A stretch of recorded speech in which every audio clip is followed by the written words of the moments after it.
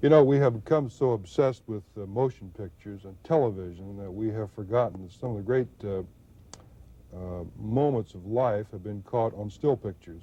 And we have with us perhaps the greatest living, at least, but I would say the greatest still photographer, Alfred Eisenstaedt, who, well, I say that not because you're here, but because I've seen what you've done through the years, and I've always felt you had an incredible, uncanny ability to capture the personality of people in their portraits and pictures more than anyone I have seen.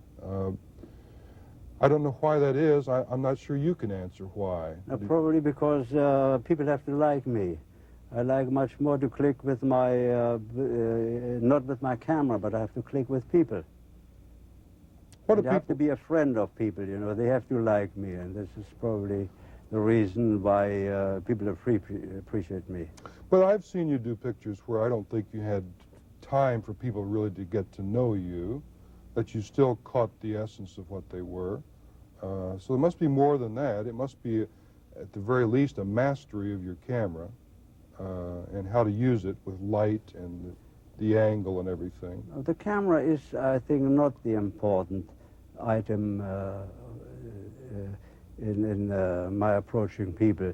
You have to know how to talk to them, win their confidence. I always like to return to them, if I can, as a friend, and don't like to push people around. Well, we were talking about that famous picture of Joseph Goebbels that you had of him before the war, and he's in his chair and he has this angry look on his face, like he's coming to get you. Tell us about that one. No, I had to cover I photographed at that time for the Associated Press in Europe, and I went to Geneva to cover the 15th session of the League of Nations, and there was Goebbels. After he was a Minister of Propaganda and Enlightenment for the Hitler regime for about 3 or 4 months. And he made a speech to the world press, and later, before he addressed the people of the world and all the correspondents were there, I approached him. Now, when I have a camera in my hand, I don't know fear.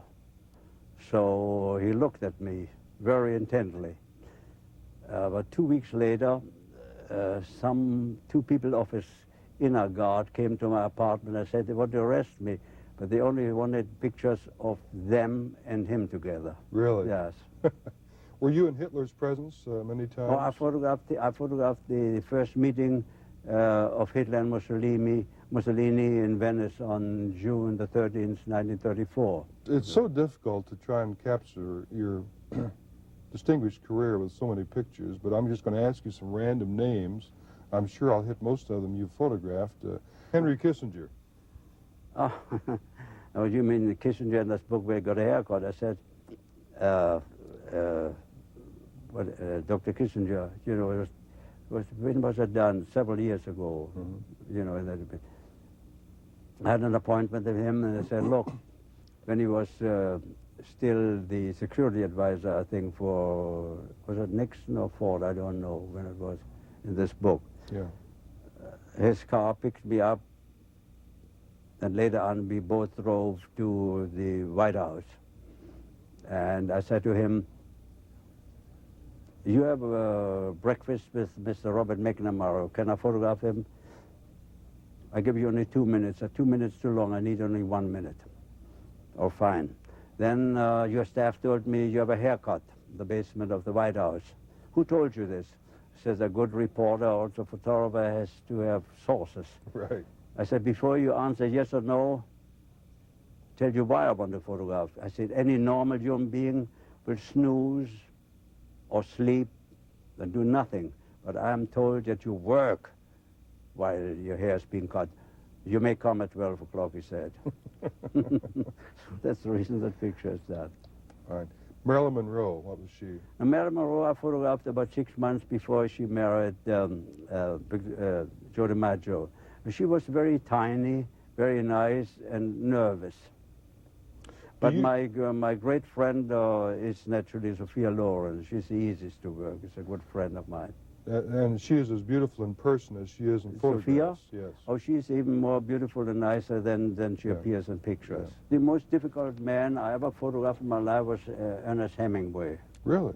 Oh, he was the most difficult man. Why would that have been, you think? Now, Ernest Hemingway, you know, had a drinking problem. And when I came to him in 1952, when Life wanted to do a story on The Old Man and the Sea, he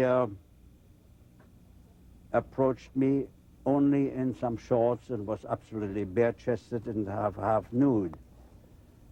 And at that time, that second, I didn't know how to do it. Now, when you talk to Hemingway, you just cannot talk like to a normal human being. Couldn't talk to a normal human being. You have to think first. Mm-hmm. Because anything he says, he answers with a four-letter word and puts you down.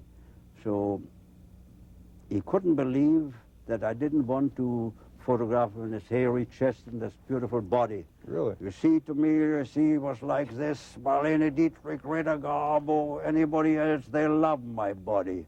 And look at my muscles here. You know. Incredible. I said to him, he told me, right, Papa? I said, I don't have such a big arm you have, but look at my muscles. And I showed him. Oh. I said, do you have a knife, pocket knife? Yes. Took a pocket knife and I pried off. Mary, Mary, he called his wife. See, there's a little Papa. Now, I had to convince him that the cover was for Life magazine, and I wanted a shirt. And I liked this body very much, but it was a little too red, and the shirt would be softer. Now, he understood that. May I ask how old you are? Yes, you won't believe it. Well, I'm 81. 81, Yeah. really? Well, you're in wonderful condition. Yeah, I'm trying to be. People always ask me, when do you retire? I say, I'm retiring when I can't work anymore. Still can sit on my little stool and watch the birds go by. Well, we hope you never retire and keep taking hope not, pictures. no. Thank you, Alfred Eisenstaedt, very much. Thank you very much. Sir. We'll be right back.